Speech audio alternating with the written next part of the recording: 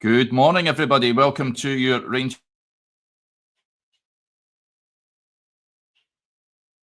Review morning briefing. It is morning by Jonny McFarlane. How goes it, Jonny? Yeah, good, mate. Very good. Looking forward to having a chat with you today and tomorrow. A double bill of Rangers Review morning briefing. I've not had that in some time. Yes, a double dunter of D and G. So you've got that to look forward to, folks.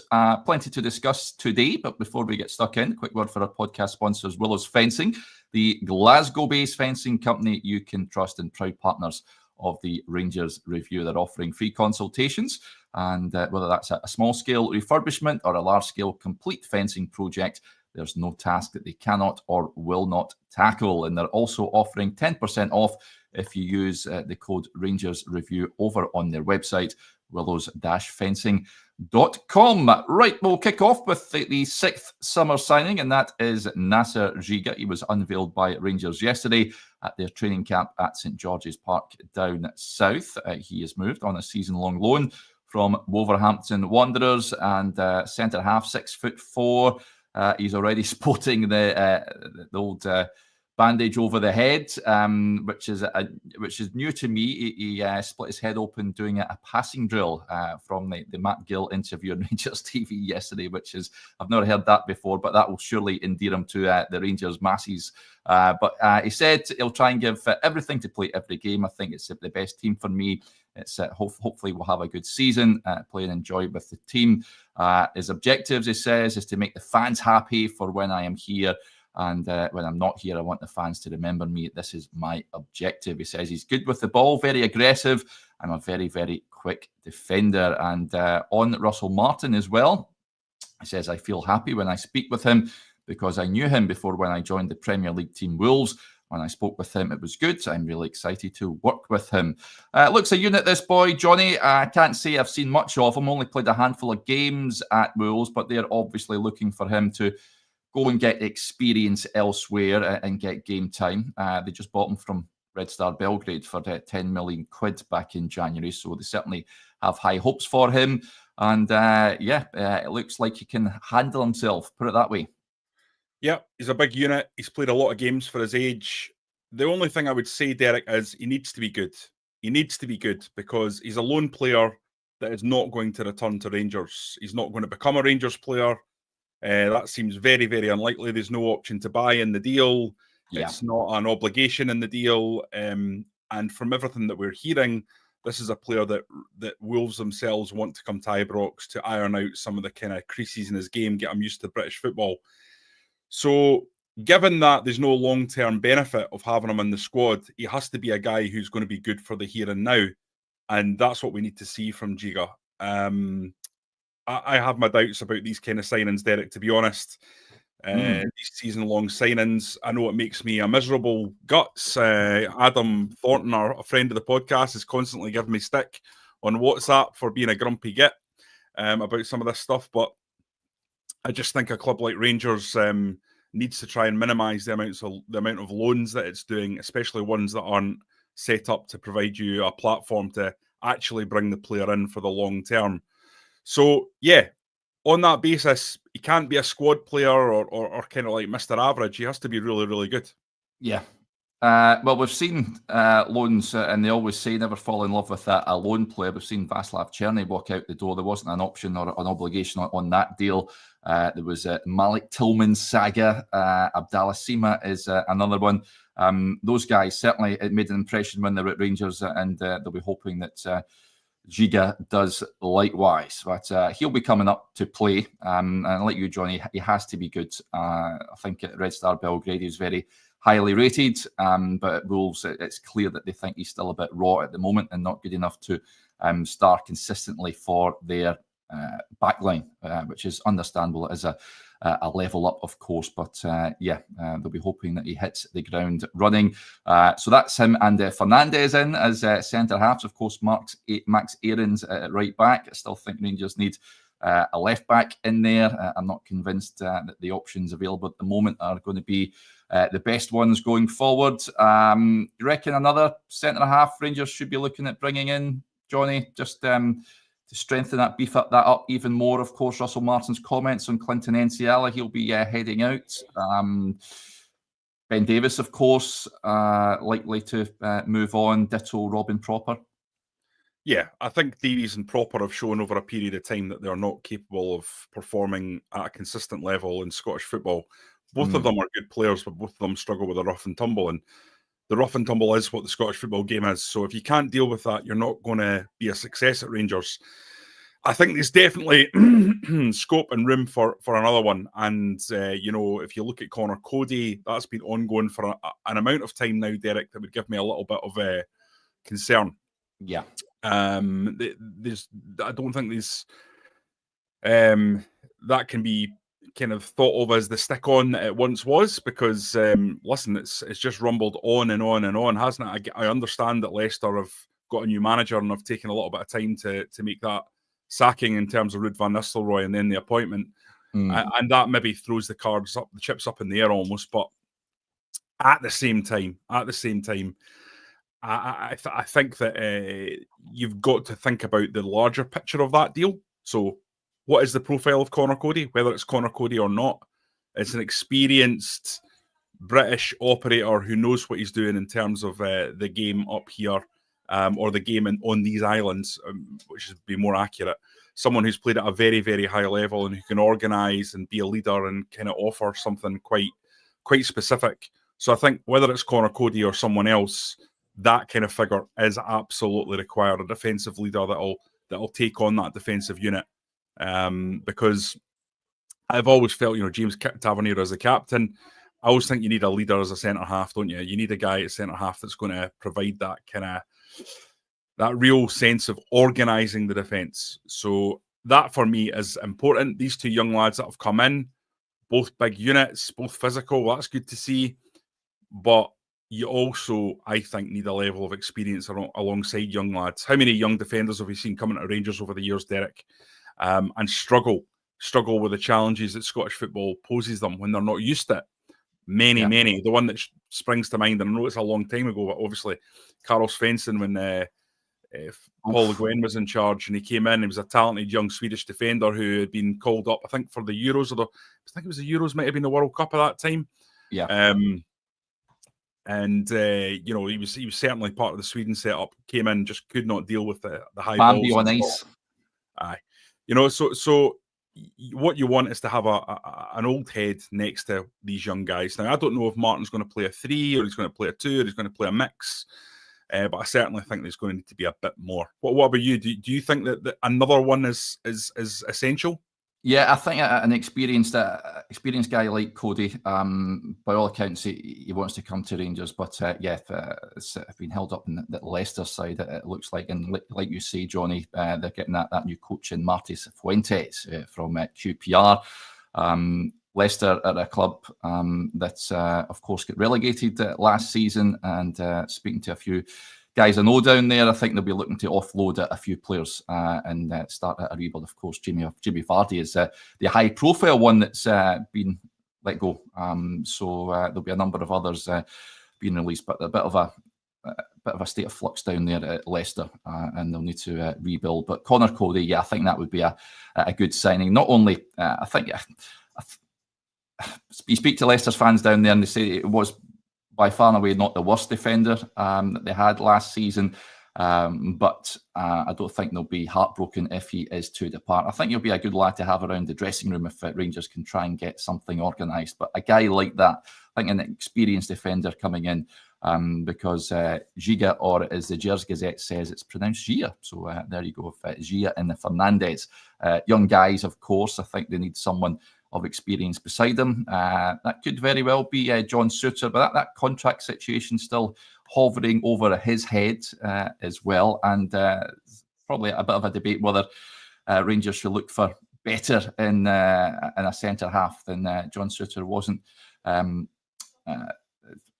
alone in making mistakes last season, but he did make some high-profile errors. Is he the man to cement a place in that back line? Who knows? Russell Martin may see it differently. I think Rangers will be relaxed about Souttar and Souttar's contract. I don't think you're going to get a massive fee for him at this stage with 1 year left on his deal. So you look at the situation with the squad, you look at the turnover, you think to yourself, here's a Scottish international centre-back. I think they'll see it as, let's just wait and see how he gets on this year. He'll be a good guy to have around the squad. He'll help the players that are coming in settle in. And I think unusually, there may be a less of a sense of panic about someone that close to the end of their deal and not kind of cashing in or monetizing that in the case of Suter. Because, Derek, this is one of the things that listen, it annoys me. I'll just be honest with you. And I know, again, it's me being Mr. Grumpy again. It annoys me the kind of lack of Scottish core in Rangers at the moment. I'd like to see more targeted moves for Scottish players, even if it's just a couple, Derek. I was reading in at the weekend about Colin Henry's time when he arrived in the Advocate era. I think the chairman felt at that time that the Scottish core had been kind of lost a little bit, going from the Walter Smith era to the Advocate era. And that's why he's kind of stepped over Dick's head and signed Colin Henry. And I kind of feel that, like, you're not getting the same with players from the Championship, League One, as you get from the guys up here who know exactly what it's about. I still think there's an adaptation, even though it's from these Isles. It's the next best thing, but I still think there's an adaptation. I still think there's an understanding that you gain. And I think that's important. And you know, there was a few players available for free. There's a few players that are, I think, would be gettable for Rangers that I think you could go and bring in to add that. I mean, listen, the problem is, like anything else, how much money you got to spend. Look, back in the day, in the Walter Smith era, you could go out and get the best young Scottish talent. You could go out and get the best Scottish players from the Scottish national team. Like if you wanted to go and get Billy Gilmore now, who I think is the best player on the Scottish national team. Well, Mike Tominey is, to be fair, but Gilmore would be the second best. You'd be talking, I don't know, what, 35, 40 million to price him out in Napoli. So it's kind of like more money than Rangers would ever spend on a transfer window, never mind on a single player. So that's just the new reality of where we're at. But you know, there's people like Max Johnson out there who was available for 2.5 million. You know, Scott McKenna is one that I think would just be a no-brainer, big tank of. Well, that's a grenade, Jonny. That'll certainly start debate. I understand why people won't like that, but you're talking about a guy who just cruises the Scottish Premiership. So I think he would be one that could have done a job. I've said it before and I'll say it again. I think Lawrence Shanklin was someone that should have been thought about. Now, these are the kind of names you throw them about and people in comments will come on and say, oh, this guy's a donkey, this guy's no good, this guy. It's the same people that were saying the same thing about Lewis Ferguson. It's the same people. You know, Scotland has always been a league that requires a level of experience and understanding of what you're taking on, because people from the outside don't understand the intensity, the demands, the way every single game you play is a cup final for the opposition, the fact that they're going to sit in the deepest of deep low blocks, the weather, the refereeing. I mean, I could go on and on and on about why it's idiosyncratic and why it's different. But I think you need to look at the Scotland national team and pick up whatever you can get out the Scotland national team to give you a Scottish core. I think that's important.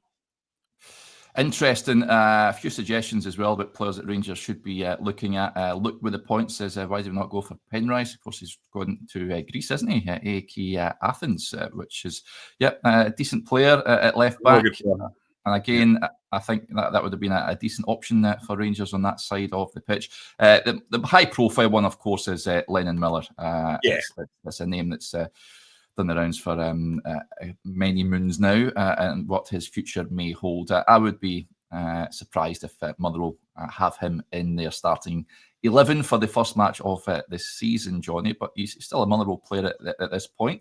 Again, that would cost a pretty penny to price him away. Derek, he was one of the ones that I was talking about earlier when I was talking about, you know, going out and getting players that are Scottish, that are in that league, that are gettable. I mean, it would be expensive, but Lennon Miller, to me, really, really talented young lad, has been one of the best midfielders of the league, aged 18. I think he will go up a step. I don't think wherever he goes next will be his ceiling. He's a guy that's still got a bit to learn, but you can see the quality, you can see the depth, you can see what he's got in his locker. But Rangers just don't seem to be interested in Scottish players. They just don't seem to be interested in Scottish players. I don't know if it's a lack of knowledge in the market, with the new guys all coming in, or what it is.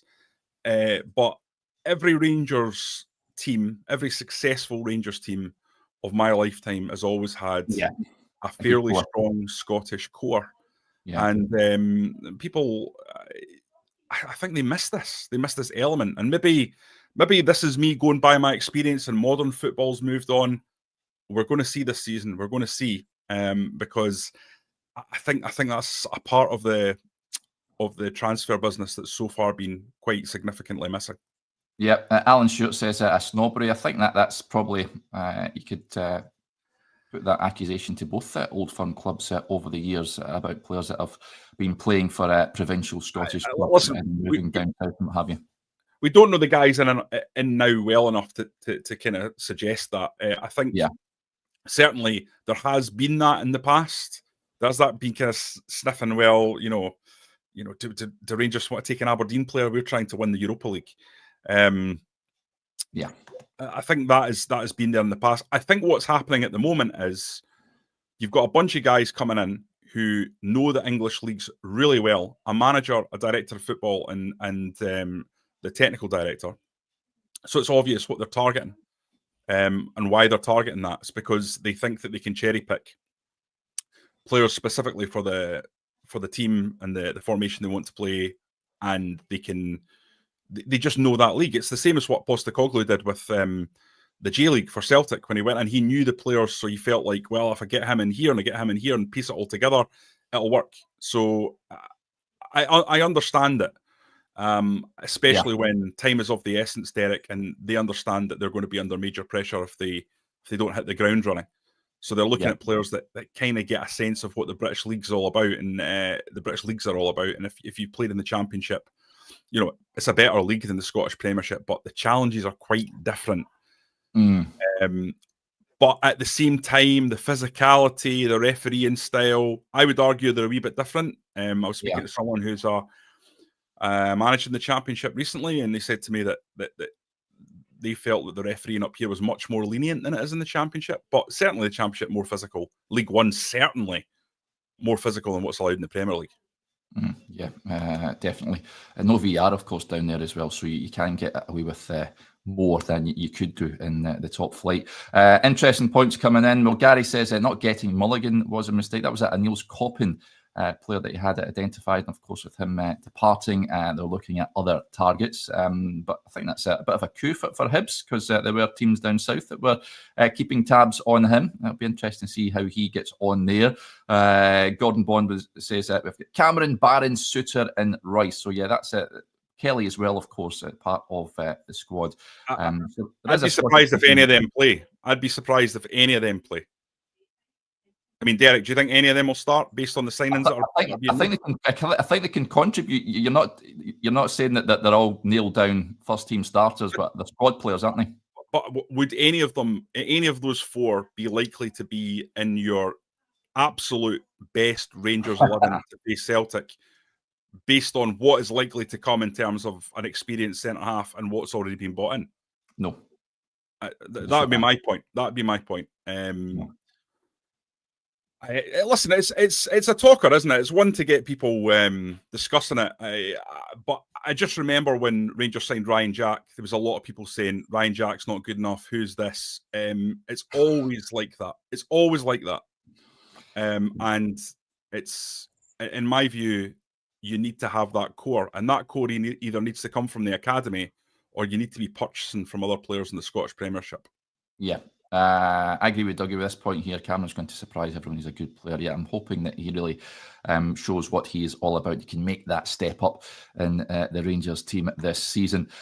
Moving on from that, great piece on the website, incidentally, from Chris this morning. Do go and check it out, folks. Maka says, a great piece by Chris in the way Russell Martin wants his keepers to play, being brave and pushing upfield will it work when our keepers lump it up the park when under pressure. So Chris has spoken to a goalkeeper who worked with Martin at MK Dons. And I'll read you one of the interesting lines that he said. It was Laurie Walker who says, the main thing he looks for is bravery. He wants goalies to be brave on the ball. He almost wants him to play as an added centre-half and obviously giving the team an overload in play. But he's free with what he does. He says to them, just go out and be brave. You can accept mistakes if you're trying to do the right things, but being brave at the same time, it's mainly that, really. We've had this conversation before, Jonny, about the goalkeepers and whether they are capable of playing in a Russell Martin team. I have my doubts. However, I think...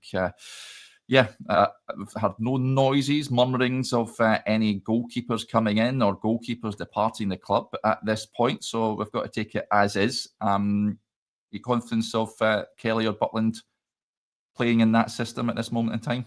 No, but it's a fascinating piece, actually. And the guy that Chris has talked to, Laurie Walker, who's been a goalkeeping coach for Russell Martin, thinks that Jack Butland will be the man and is confident that he can do it.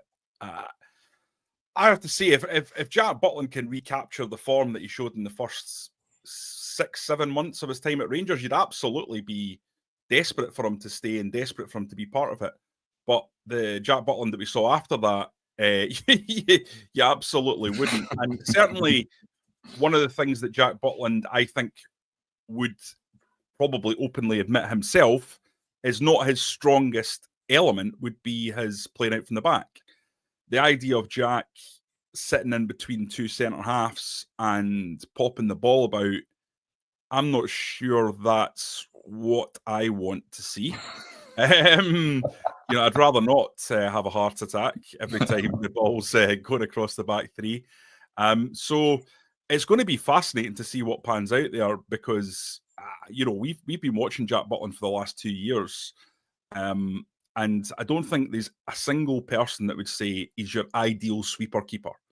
In many ways, I would say probably Liam Kelly's slightly better with the ball at his feet than Jack Butland. For me, Liam Kelly is not a Rangers number one. I think he performed well, especially in that game against Bilbao. He was fantastic in that game at Ibrox. Number of good saves, and then obviously the penalty. But, there's one thing having a good game and another thing being consistent enough over the course of a season. I like my goalies big now, Derek. I'm not going to lie. I like my big 6'4", 6'5", 6'6" keepers. It's just common sense, isn't it? That if you've got longer limbs, you're more likely to be able to pluck things out there. And Andy Gorham wasn't big though. Andy Gorham wasn't big, but it was a different era. And you look down south, and I'm not saying you can't be a wee goalie and be good. Of course you can be good, but in terms of Stefan Kloss was another one that was not tall. But there's I think you want to have a guy who's a big kind of imposing figure. And all the big clubs down south, you look at the top 6 or 7 or 8 clubs down there. I think most of them are really, really big guys. The exception to that, I don't know how tall Ederson is at Man City, but obviously he's fantastic with the ball at his feet as well. Alisson at Liverpool, fantastic with his ball at his feet, but Alisson's a big guy. So I would like to see someone come in there who's maybe more of a combination of shot stopper and someone who can take the ball at his feet and be a bit more comfortable. And that might mean he's not quite as good as Jack Butland at his best. Jack Butland, when he's all systems go and firing in his best form. But I just wonder about Jack Butland's suitability for the style of play that we're seeing from Russell Martin. And I'm not convinced, but he's not one I would completely write off, Derek. I'll be honest, he's not one I would write off because I've seen enough from him to know that he's a good keeper. Yeah, it would not surprise me to see him getting the gloves and for Russell Martin to go with him, certainly for the upcoming Panathinaikos game, which is edging ever closer. Just on that game, the point come in from Scott. I've asked Stevie and Joshua and Chris, I'm sure, when we talked about the striker situation, and he asked you, Jonny, what striker gets the creep? I mean, it goes without saying, anyone who's watched me on the show for the last year will know that if it's the choice between the current strikers that are there, I would always go Egaman. You know, I'm not a big fan of Cyril Dess as a player, although he's a great guy, and I think his goal return's been pretty good over his time at Rangers. So yeah, I would go Egaman. Now the question is, does Egaman fit what Russell Martin wants in terms of the energy, the pressing? My feeling, if I'm being honest, is that it's going to be Cyril Dessers up top. Confident that can be successful for Rangers in these matches? No, I think it's too late in the day, Jonny, for a change now. I think if a striker comes in and for a striker to go out the door, I think supporters would feel comfortable having the status quo for these matches. I think it's too near now, the match. What, under 2 weeks away from the first leg? Yeah, I agree. I'm going to make a fatal mistake here, Derek. And I know it's a fatal mistake, but I'm just going to say it. I don't care. I'm just going to say it. I've had my coffee this morning. Did you watch the 15-minute training footage that was released yesterday? Yes. I thought Danilo looked sharp. He looked sharp in the footage. Okay. I'd like to see Danilo get some sort of a chance because, you know, you've got a guy coming in that costs £6 million. We looked at all this kind of scouting videos and we looked at the stats and thought that it would be a good signing. And he's just been completely and utterly decimated by injury. And it would be great to see him get a chance and actually see what sort of a player he is over a longer term period of time, or at least give him a chance to show if he's good enough or not. Now, I'm not advocating for him to start against Panathinaikos. I'm just talking more generally, Derek. Yeah. Could Danilo actually make more of an impact than any of us think? I think a lot of people have just kind of written him off. But I'd love to just see what sort of a player he is, because I mean, do you really feel confident in talking about Danilo as a player, like what he can give, what he can deliver? I've watched videos of him in his time in Holland where he's banging ones in from 30 yards. He's got this ability to score all different types of goals, but we've just not seen that. The only thing I would say is, for a wee guy, he's really good in the air because he scored headers in moments where you wouldn't have expected him to get on the end of things. So do you know what I mean? I would like to see more from him. We talked about Danilo yesterday. I brought it up, I asked Joshua about it because I'm of the opinion, I think I've said it before, I think Rangers overspent to begin with on him. And he has been unfortunate. There's no denying that with regards to his injuries. That facial injury at McDermott Park really set him back. The knee issue at Tynecastle, he's been really unfortunate. Frustrated tail end of last season. I thought he would get more games than he did. I thought it was quite telling when Barry came out in one of the press conferences and saying you can't just pick players, you need to show them in training that they're deserving of a start. I've seen the footage of him. I've seen the pictures of him blowing a gasket, and he's putting the hard yards in. But it's whether he can translate that onto the pitch. The jury's still very much out on Danilo. I agree with the comment just a few moments ago. He does need a run of games. Can Rangers afford to? I mean, the next game, I would like to have had at least one or two more pre-season friendlies in there. Another likely be a behind closed doors friendly before Panathinaikos. But I think they've had 4 or 5 friendlies before they play Rangers. Decent opposition as well. They played last night, I think, Schalke they played. So that is a concern of mine that players aren't. I mean, they are training, but it's not exactly playing games, is it? Yeah, no, exactly. Derek, I'm completely triggered by a comment here. Heather F. Heather, you've triggered me. Jonny wants to see the ball lumped into Danilo. Mental. Did I say that at any point? Did I even hint that? I absolutely did not. I said I didn't think Danilo should start against Panathinaikos. I certainly don't think Russell Martin's going to lump balls into anyone. No. Heather, come on. Yeah. Your words have been... We need to get a phone-in thing on the go so I can fall out with people. It's not just you I'm falling out with off screen, and you know it's that would be wild. That would be wild. I would suggest a Friday night after about 9 o'clock or something, just for a comedic value. Yeah, I think that would be it. Yeah. Guys coming back to the pub and what have you. People don't realise that, Derek, that you can fall out with people in an empty house. So you'd be good at it as well. Watch this space. Something we'll need to get sorted at some point. Other than that, a few interesting points I'm keen to get your thoughts on, Jonny. And this one sort of came out from yesterday. Well, Gordon with the point says, great interview with Naz yesterday. Sounds like we have a player in the Sheffield Wednesday boy. This is Jeddy Gassama. Rangers are closing in on a deal for him. Winger, by all accounts, looks at a very tidy player now. Unfortunately for Sheffield Wednesday, they're a car crash at the moment with players and staff going without wages. We've seen Sal Bibble come up the road, the goalkeeping coach, and Jeddy Gassama looks close to joining as well. And going by the reports, he looks like someone that will excite, put it that way. He was, Naz said yesterday that it reminds him of Ted McMinn. So there you go. I've seen some fans yesterday saying, I don't know if that's a good thing or not. He says he's very entertaining on the ball. He'll do things that the other players won't be able to do. The only issue with him is sometimes his final ball, his final product is sometimes lacking, but he's only 21. Of course, he's just a kid. You'd like to think that Russell Martin, the coaching staff, can really improve his game. But as well as that, a report down south in Sheffield suggesting, of course, it's a bit of a fire sale with players at the moment down there, Jonny, as they're looking to cash in on a good few of their assets. One of those being Josh Windass. A number of championship clubs said to be interested in him, namely Wrexham, I think Derby, Norwich, teams abroad apparently. But Rangers were mentioned by the local press down there as one of the clubs also keeping tabs on the situation. Now, speaking to Naz yesterday, he says he's a much better player now than when he left Rangers at the time. I think he joined Wigan, didn't he, when Gerrard first came in? Predominantly sort of playing as a striker, as top goal scorer for Sheffield Wednesday last season, and he says he's been a real top player for them. Would you be on board with that prospect?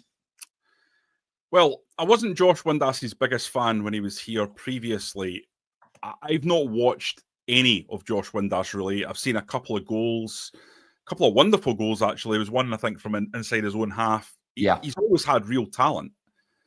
But I don't think there'll be a huge swell of people who really want to see that deal happen. I have to be honest. Josh Windass, I think it was always kind of an issue around, does he have the big game mentality, the passion to deliver and when it counts for Rangers?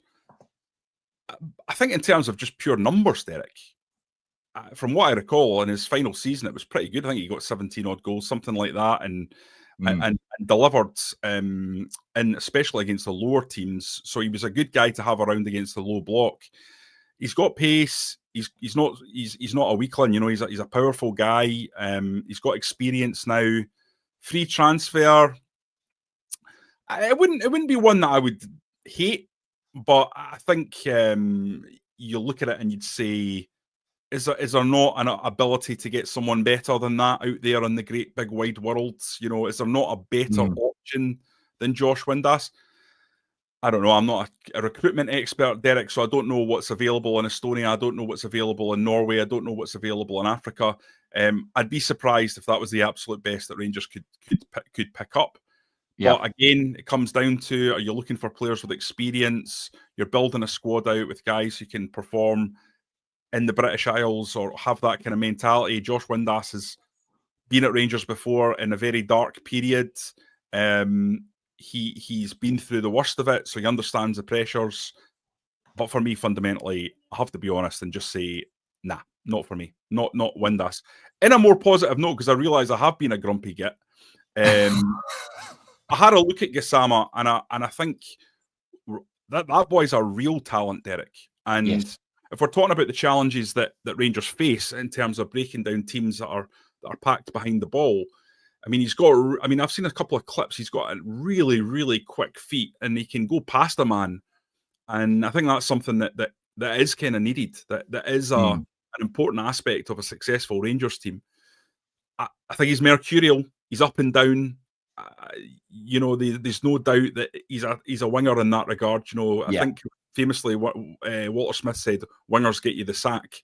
And obviously talking about the fact that they can be guys who perform one game and then don't perform the next. But I like the look of Gassama. I think there's something there. I think he's a a guy who might well fit the kind of attacking problems that are posed to Rangers by these deep defences. Yeah, when I had Naz on yesterday as well, he said you should be looking at the other lad on the other wing, Anthony Masaba, who's said to be a decent player as well, 24. Good number of clubs looking at him as well. So, it was an interesting chat. Do go and check it out, folks. Naz was on top form yesterday. But, just talking about on that left wing, the best I've seen in a Rangers jersey, Jonny, in my time. I think no one's beaten Neil McCann for me in his pomp at Rangers. I think he was a sensation out in that wide left position. A wonderful player, McCann, and a wonderful delivery. I think that's the one thing about fast wingers. You've often got that electric pace, and we've seen it so many times over the last few years. You think of people like Brandon Barker, of Jordan Jones, of Michael O'Halloran, these guys who have been lightning quick, but then the delivery is not there. Neil McCann had both. He was very, very quick. He could go past the man, and a delicious cross.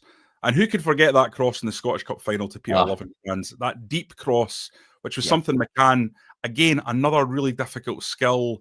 He's not just the guy who goes to the byline and whips one in.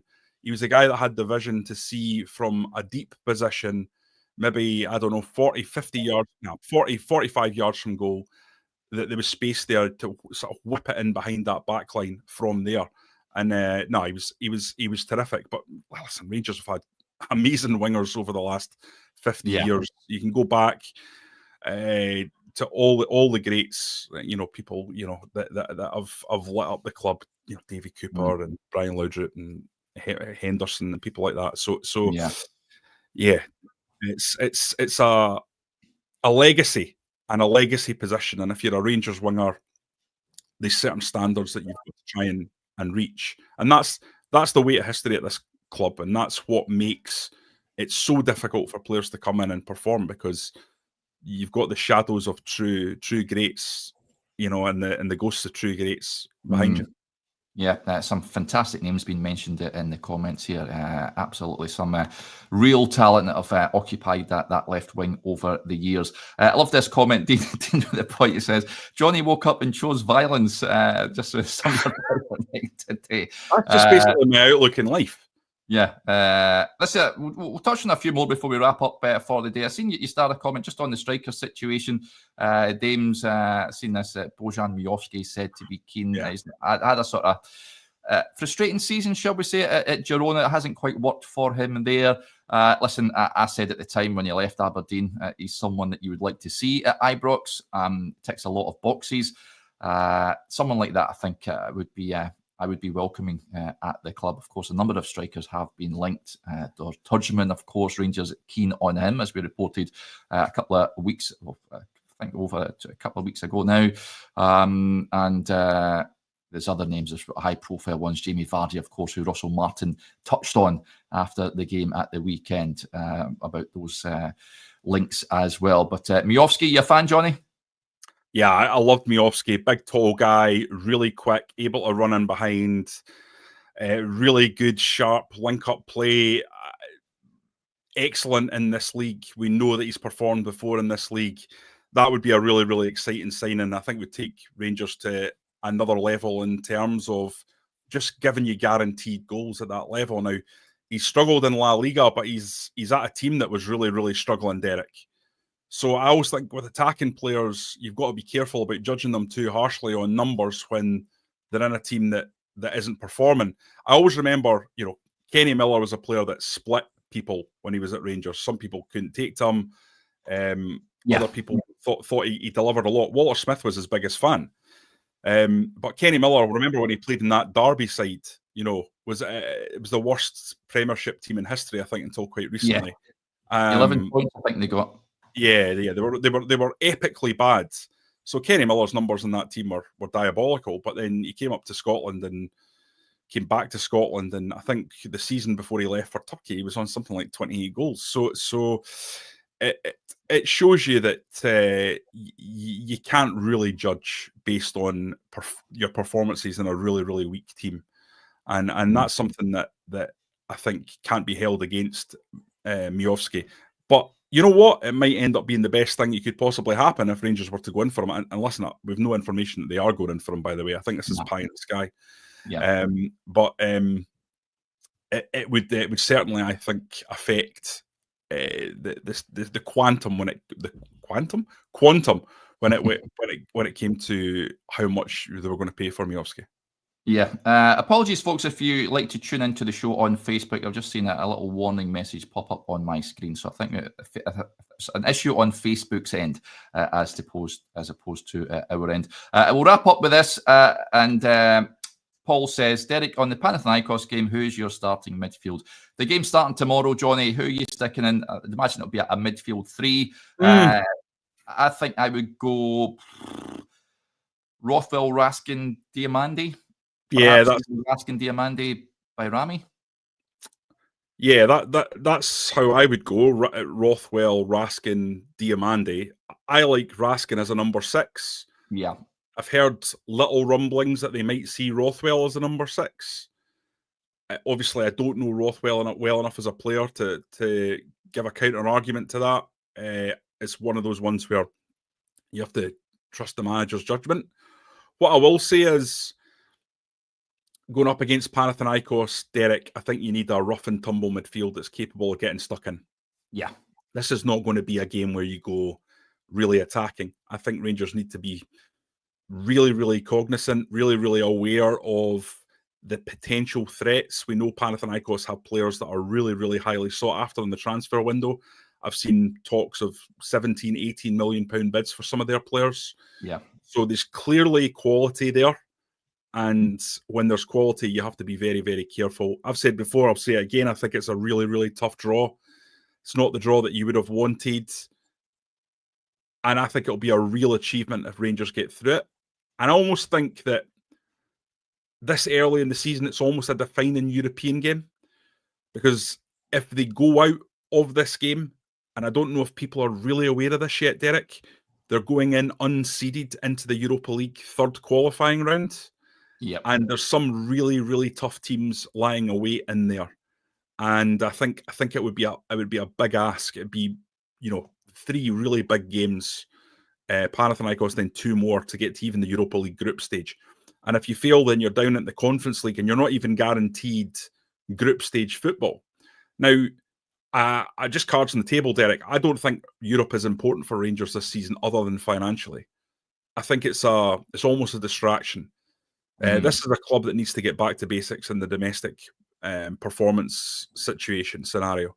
It has to be a season of Rangers getting back to mounting a genuine, sustained, long-term title challenge that lasts beyond the split.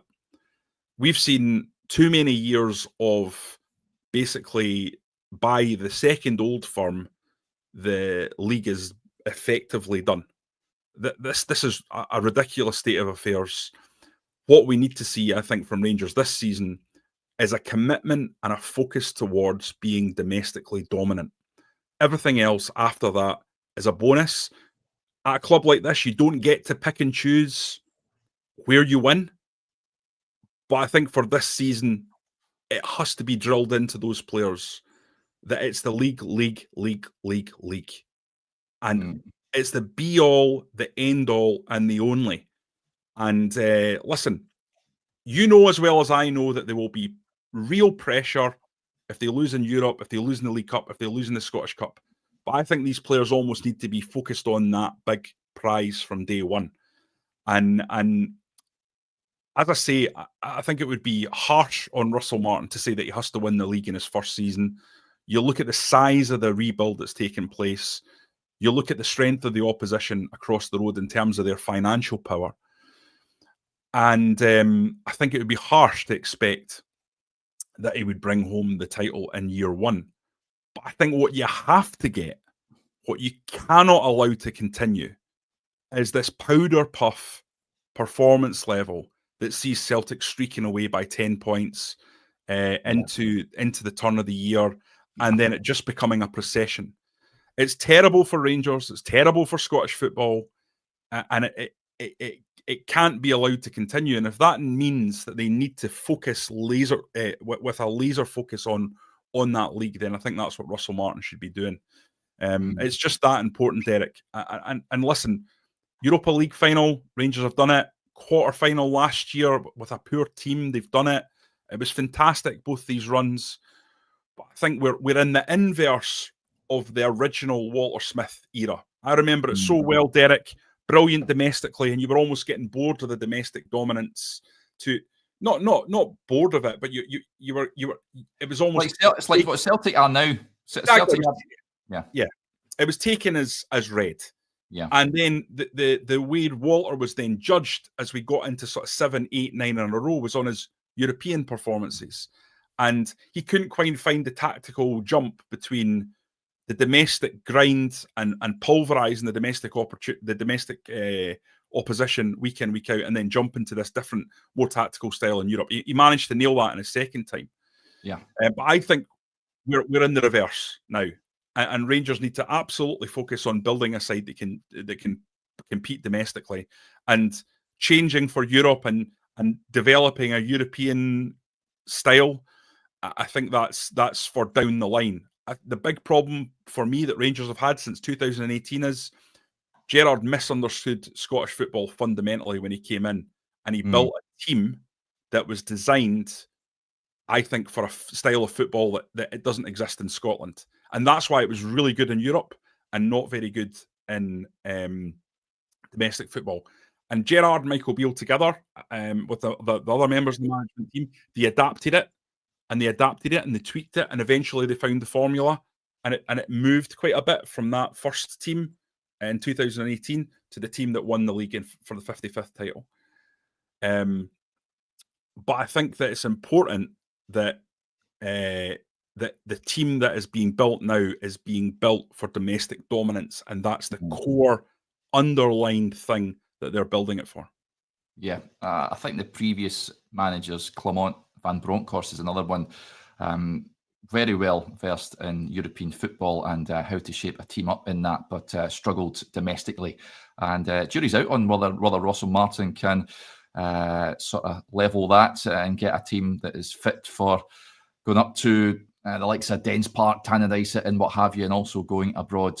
We'll soon find out, of course. Timothy, with an interesting point, says you can't build a successful team without European money, so it is that sort. You need to factor that in as well. It's just part of the course at this point in time. It's long gone are the days when you can get knocked out before the schools go back. Although the same can't be said about some Scottish clubs, of course. But Rangers often parachute into other competitions now. I think you've got to look at Scottish football as well. I think Hearts are looking really, really strong. Good manager, understands the Scottish game, spending money, big investment from Tony Bloom, and they've got all this incredible data. I think they're going to be much stronger this season. I think Hibs obviously have if they can continue the form that they showed in the second half of last season, they will be a team that can pick up points against Rangers and Celtic. We know that Aberdeen are basically running that club at a £3 or £4 million loss as part of the new player trading model. So they're really spending, they're investing. They've gone big on data as well, and they are able to go out and win a Scottish Cup. Don't think many people would have thought that they would have beaten Celtic, but they did. I think Scottish football, finally, the big clubs have all got their ducks in a row. Dundee United can be added to that as well. I think Jim Goodwin, people complain about style of football, etc., but, it'll be tough to play against.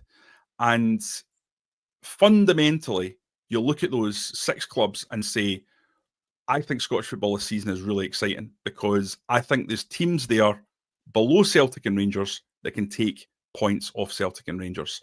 And what that's going to mean is it's going to be a very, very exciting season ahead. And we've not had that for a long time, but I feel confident, Derek, that that's going to be a new element to this league, and why it's even more important that Rangers have got the right focus on the domestic football. Yeah, a stronger league's better for everyone. So, let's hope that is the case. Alan says, best rant on the channel ever. Well said, Jonny, just to your point there about prioritising the league. So, there you go. We'll wrap up with this. I am Sam. I noticed this. We sort of when did I report this? One of the news bulletins, I think. He says, morning all, just saw Davide Ancelotti is the new Botafogo manager. Yeah, a Brazilian club. So he has moved into the world of management, close to his dad, who is in a bit of a sticky baller at this moment in time. So I think you get a 1-year sentence for tax fraud. Yeah, 1-year prison sentence. I mean, I don't think he'll ever serve it, but pretty serious stuff. Yeah. But yeah, close to his father, who of course is the Brazil coach. It will be intriguing to see how he gets on. Clip that up. Those clubs struggling next season. Good point there, Stephen. But yeah, we'll wrap up there for now. Bumper show, 50 minutes, dearie me. The good news is, folks, we're back on tomorrow morning, 9:30 as well. So you get another serving of myself and Jonny. Those asking where is Joshua and Chris? Well, they're on a train heading down to St George's Park. They should get down there this afternoon. There is a media day tomorrow where they'll be speaking to Russell Martin and hopefully a good few players as well. So yeah, keep your eyes peeled for that. Keep your eyes peeled on the website, on the YouTube channel, on the social media accounts, folks. If there is anything breaking, you'll hear it here first at the Rangers Review. But we'll bid you all farewell for now. Big thank you to Jonny and to each and every one of you for tuning in as ever. And we'll chat again soon. Bye for now.